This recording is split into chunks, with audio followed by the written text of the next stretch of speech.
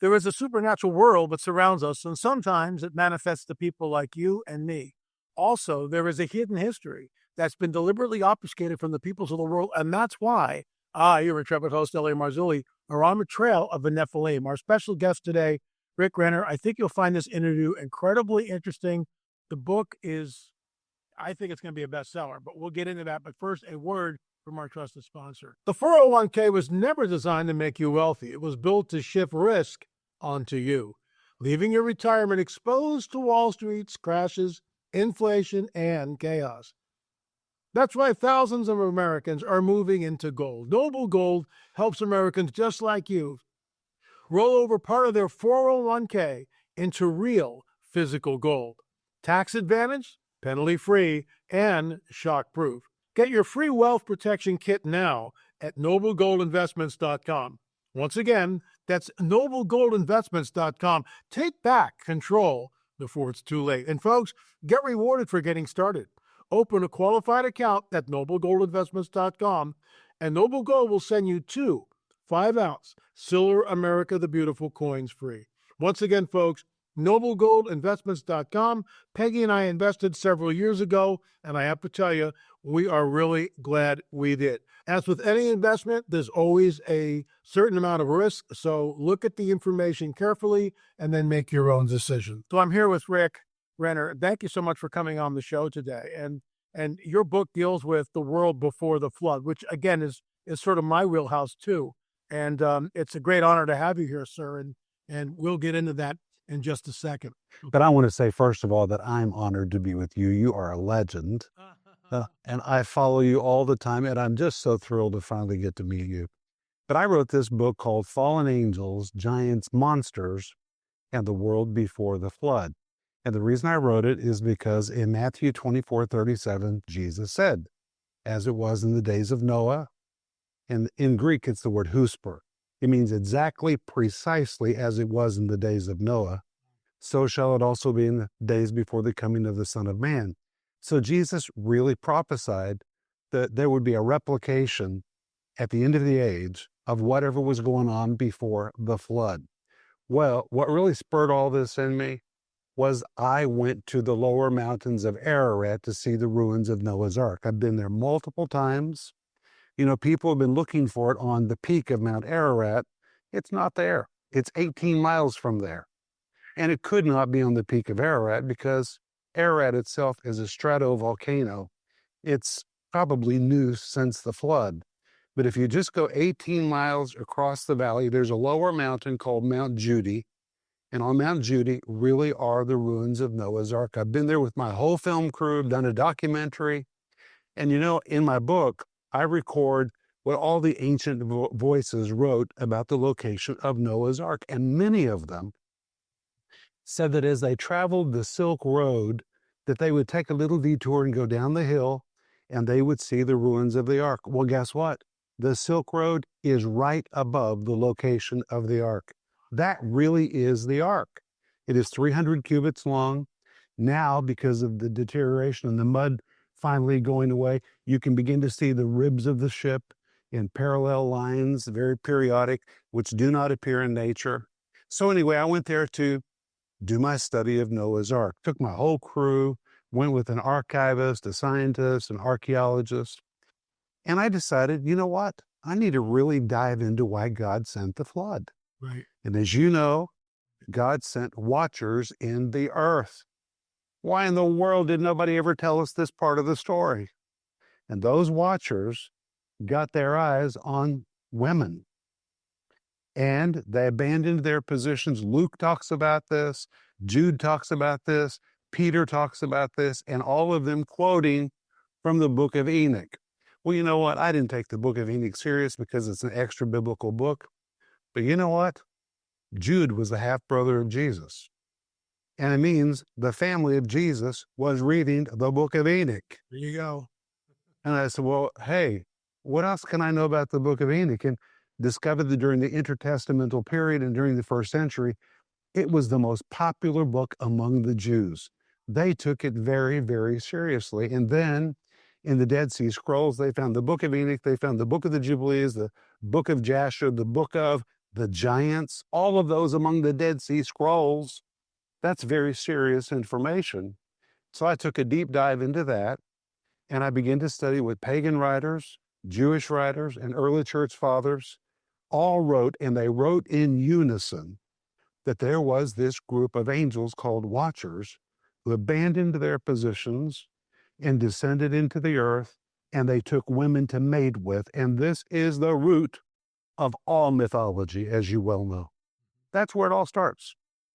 And you know, I'm a historian, and if you study all pagan mythology, they all have the same bare bones of the same story, that there was a pantheon of the gods.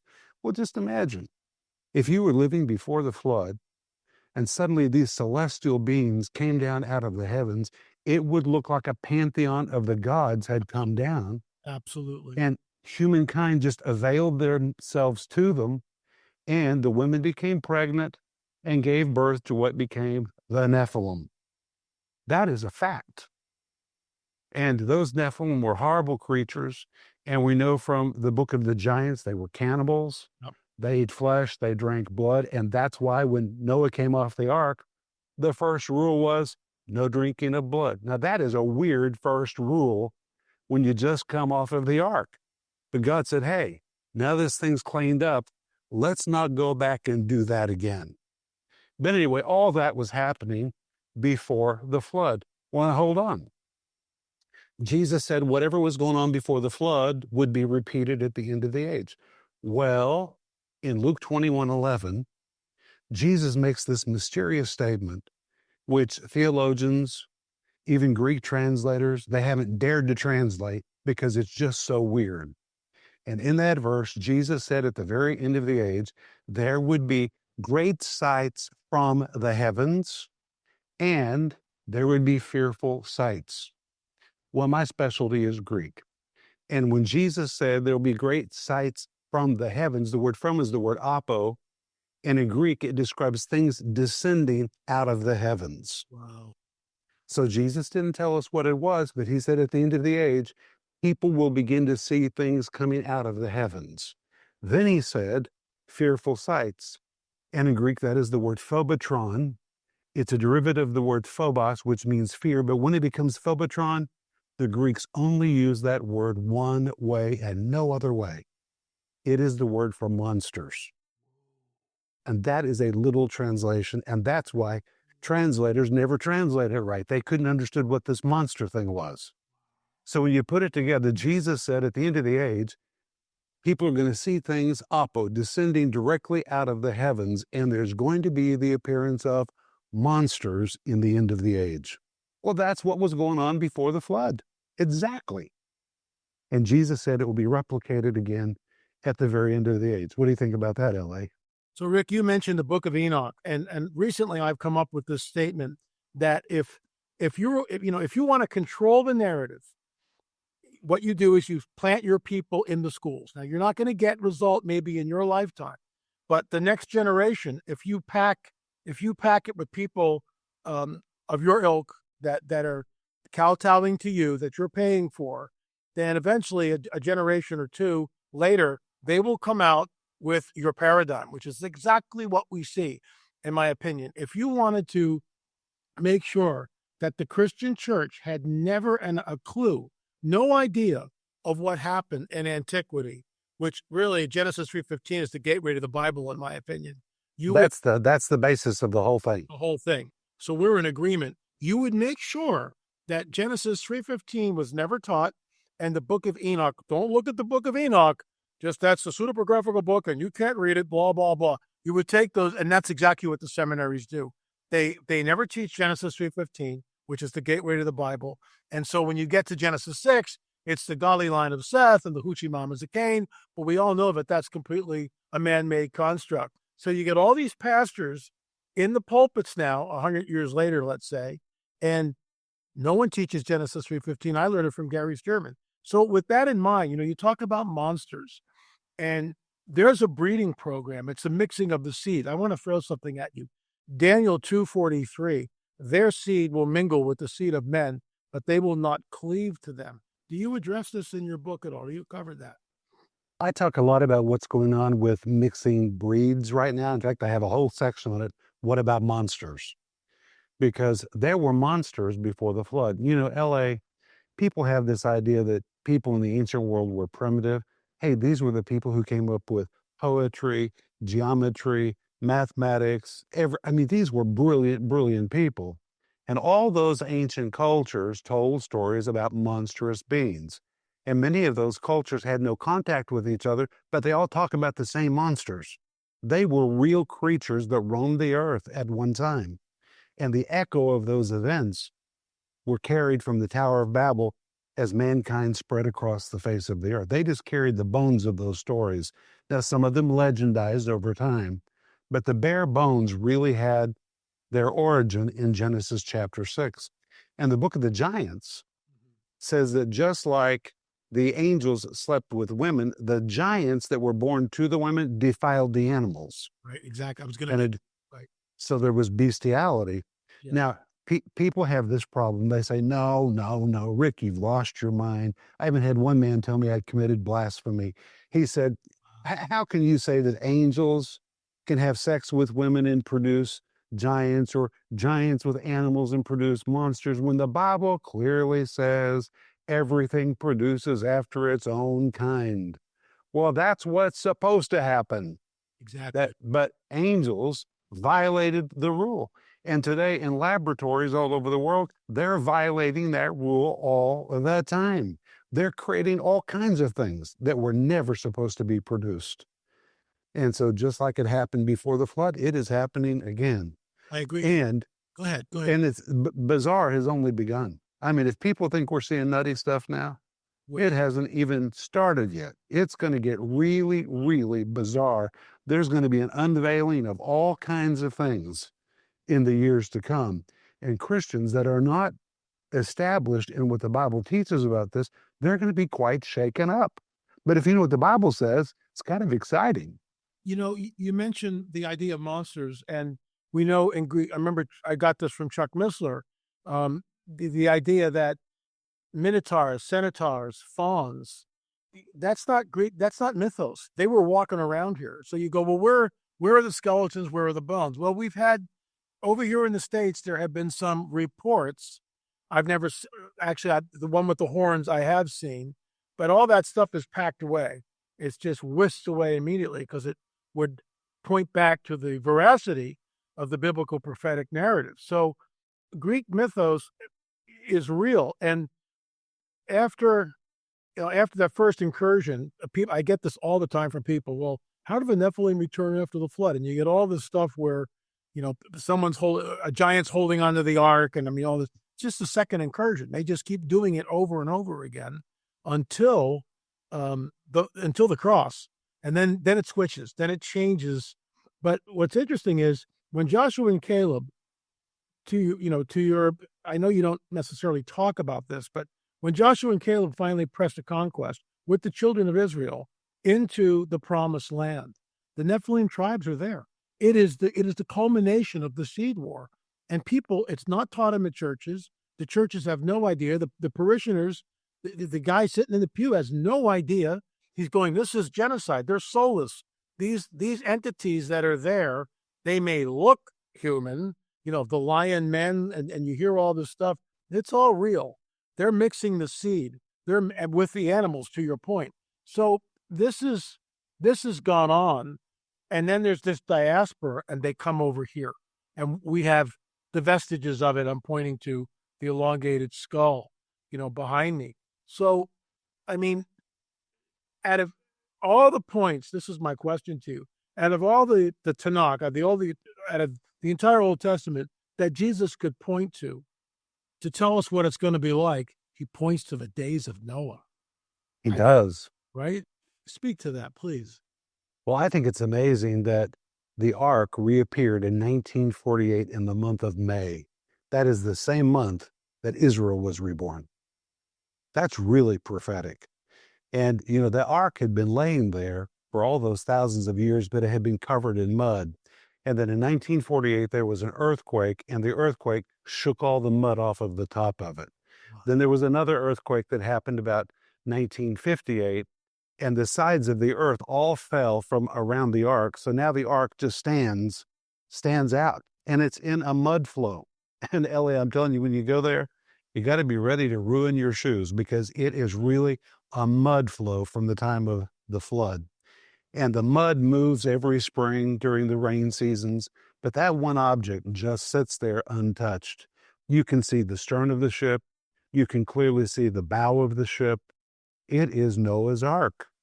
And I really believe that it has appeared as a prophetic trumpet sound to us. Yes. Reminding us that we once again are living in the shadow of judgment.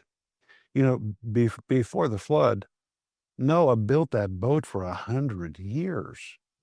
Can you imagine the Noah jokes that people told? I bet they were some of the funniest jokes we would have ever heard. That old man building that boat, but every time he pounded on that ship and they could hear that sound reverberating across the area, it was a warning that judgment was coming. And I believe the reappearance of the ark, God again is saying, hey guys, you may think this is not coming. It came once and it's coming again. Amen. It is coming again. The people live nonchalantly and they say, come on. They've been saying this for 2,000 years. They've been talking about this forever. Well, that's one of the signs. I completely concur, and I would love to come over and visit the ark with you. Well, I'll take you. If you want to go, I'll take you. It would be my honor. But let me ask you this, and I've been showing this recently. I was on a podcast yesterday with a gentleman who's writing a book on AI, and I was on another podcast, and he heard me on this, and so he wanted to get my take on AI. It's a woman, very pretty gal. She's probably 34, 35 years old, prime of life, pretty gal, and it doesn't matter what she's talking about. She could be talking about nuclear fission, or she could be talking about a recipe for eggplant parmesan. Doesn't matter. But you watch this, and she's, all the facial expressions. It's a headshot, so it's a headshot from here up, and she's like very coquettish in some ways, and 100% AI. It's not real. It's not, and you can't tell, Rick. You cannot tell that it's AI generated. And just recently, last night, it came across my desk, an AI generated picture of the man on the shroud, which to me was just, there he is. I mean, absolutely, there he is. I looked at that and went, wow. So all this stuff is going on. You've got, and you mentioned 1948. Roswell was in 1947. And then the abduction phenomena kicks off right after Israel. That's where everything starts. The whole modern day UFO signs in the heavens. That's when it starts, when Israel becomes a nation. And from then, now we've got this whole thing to where Congress is finally talking about it. So my question to you is, with everything that you see going on, wars and rumors of wars, famines, pestilence, earthquakes in diverse places, troublesome times, the advent of AI, to the point where a normal human being can't tell what's fabricated and what's real. We can't tell anymore. Where do you think this is going? Well, in Matthew 24, Jesus, when the disciples said, tell us what is the sign at the end of the age, Jesus started with one sign that most people just skip right over on their way to famines and earthquakes and all those things. Jesus said, take heed that no man deceive you. And that word deceive is the Greek word planeo, which describes a wandering. And in fact, it was an architectural term which was used to describe an animal that got so far off track it could not find its way back home. That's how led astray it was. Wow. And I really believe that we're living in a period of mass deception, delusion, when people are going to be led so far off track, they won't be able to come back to what is common sense. And look what's going on. I mean, this transgender thing, it is nuts. That's not unkind. It is kind to tell the truth. It is bizarre. It's the same kind of stuff that was going on before the flood, and now transhuman stuff. I mean, the word trans, it's a big word right now. And that's what was going on before the flood. It was trans everything. And here we are again. Also before the flood, it was a time of inclusion. They were inclusive of every imaginable God and being. Here we are again, where you got to be inclusive of everything. What goes around comes around. And Jesus said that's what would happen again. And that's what's happening. And I really believe that we are living in delusionary times. Now, I don't know if you're going to appreciate this or not, but some people say, well, there's going to be a big national awakening. Everything's going to change. It's going to all get better. It is not. And the Bible doesn't teach that. That is contrary. Stop you right there. I want you to say that again because I'm right there with you. I get this from people all the time. This big revival stuff. I don't see that anywhere in Scripture.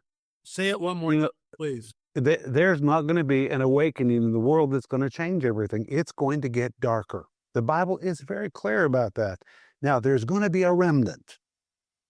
And that remnant is going to draw near to the Lord, and they're going to experience incredible power. But even the church at large is going to depart. The Bible teaches this very clearly. And that's why people like you and hopefully me, where our voices are very important right now. We need to speak sense to people. We need to help people wake up to the reality and not hold on to a false dream that suddenly everything's going to get better, because a part of the church is going to get better. But as a whole, things are going to get darker and darker and darker. It just goes with the season that we're living in. You can't change that. It's prophetic. Rick, I completely concur. You're one of the few people that hold to that because it's not a popular statement to make. And people don't want to hear it. 25 years ago, I would go, well, we can fix this. Yeah, we can fix this. The church, hallelujah. Now you can't fix this anymore.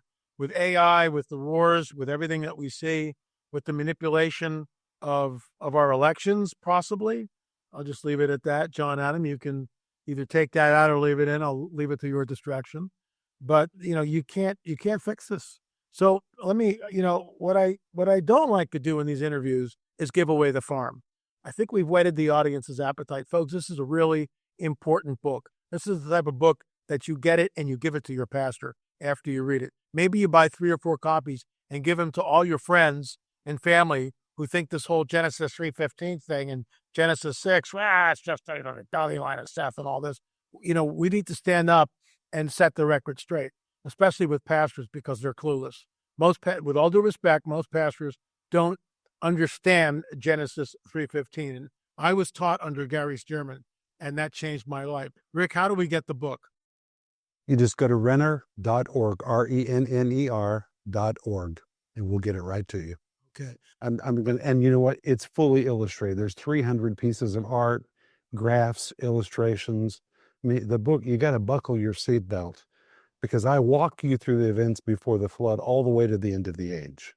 Wow. And it is quite a ride. I think you'll like it, L.A. You and I might as well agree right now that there is no such thing as Bigfoot. That's the lead line of the story. The author is Paul Cerin, and I'm going to stop right there because I would vehemently disagree on that. How do I know? Scott Carpenter's work. We featured him here several times. He was on my show before his untimely death almost a year ago, I think now, or very close to that. And we miss him. But Scott was a Bigfoot researcher, and there's if you Google on this channel, the YouTube channel, Scott Carpenter, it should come up. And Scott was amazing because he would walk through on these trails with a backpack with the camera pointing behind him, and he captured a lot of incredible footage. One which I've used in presentations. Scott allowed me to do this. It shows what appears to be a Bigfoot materializing. There's a perfect circle, and it wasn't there. The circle wasn't there before. All of a sudden, the circle appears, and then inside that circle is the Squatch, is the Bigfoot, crouching down, which is typical of what they do, and it's got a very elongated skull. Now, I could go on this. The bottom line is Sasquatch are real. And I also have a theory on this, which I'll share with you quickly, that when you go back to the Gimli Patterson film decades and decades and decades ago to the present day, there's been a Sasquatch explosion in population, a Sasquatch population explosion. Now, I've posited this. Scott Carpenter and I talked about it. Are these the Therion, the beasts of the earth? Conjecture. I admit it's conjecture. And scoffers will always scoff and, well, we don't know what they are. but this is what's manifesting. So I keep an eye on it. So before I read more on this article, let me just say this. This is an article that, in my opinion, goes on the back burner. There's not enough evidence. Something is going on. It appears like there's something that's scaling the cliff, some sort of a humanoid, but we don't know. So let's continue. However, the more we learn about our planet Earth, the more we realize just how little we actually know about it and how many species are still out there undiscovered. So maybe, just maybe, they're some sort of gigantic humanoid creature still not part of our present official scientific roster of species. Case in point, two American hikers were left astonished after encountering what can be described as a frightening 20-foot tall figure that is seen clinging to the side of a Colorado mountain. Jency Clausen and Camille Avarella, I hope that's how you say her name, were descending Long's Peak in the Rockies when they accidentally caught the lanky gray creature on camera as it appeared to scale the crag. The Denver-based duo didn't see the beast at the time of their trek on August 24th, but noticed it lurking in the backdrop of a photograph as they reminisced about the adventure weeks later. I was shocked to the bone when we were looking at the picture, behavior analyst Clausen told Daily Mail. Recalling the hike, she added, "We didn't see anything. We didn't take the picture because we saw that thing. We just took it because the mountain range was beautiful to look at." This is the original photo taken by the two hikers. And you can see here the red circle where this creature is, so they began to push in on it. The pair had been walking for 7 hours when they snapped the figure just after scaling the peak around 9 a.m. Filled with adrenaline, they paid very little attention. It was only later, while sharing the pictures with family on a big plasma screen TV, that they first noticed the creature, zooming in after noticing an odd white coloration on the side of the crag. Camille's dad said, "What the heck? That thing is at least 20 foot or so." And Camille was like, "Should have we called the Rangers?" "It could be a rock," Avarella added, "but it has all the features of something that is human. It was so far away, it couldn't really do anything to us. I like to think it was an alien. The anatomy is so human-like, it's freaky as all get out," added Avarella. The hikers say they are open to any interpretations, and they posted the pictures on a Facebook group of Colorado hikers where dozens of commenters were disturbed by the phenomenon. So, look, the bottom line for me is this. It's another blurry creature. And with all due respect, I've been on that show, and those guys are great. But it's a blurry creature, and we don't know what it is we're looking at. It's definitely, in my opinion, a humanoid-like entity. But what is it? We just don't know. And then, as far as like saying 20 feet, how do we make that happen? How do we arrive at that figure? So when I get stories like this, I keep them on the back burner because more information has to come out. Just like the Kandahar Giant, when we had different people that have come up to me, and the late Richard Shaw and I broke the story on the Kandahar Giant. We broke the story in our Watchers. But since then, other people have come on the record privately, really not come on the record, but they've come up to me privately and told me stories about their encounter. And some of these people obviously are ex-military. So it's very interesting. I do believe that the Kandahar Giant was real. I stick by the story, stick by the shooter. With respect to Steve Quayle's giant, it was a completely different giant in another part of the world. So we have two, at least that we know about. So, something is going on, and we need to keep watching and be aware. Could this entity, we'll just call it that, that's in the photograph by the two people in Colorado, could this be the Therion, like I said earlier, the beasts of the earth? We just don't know. We just don't know. But that's why we watch, and hopefully, we don't have a knee-jerk interpretation. I do find it interesting. I do find the story interesting. Maybe more things will come out of the story in the future.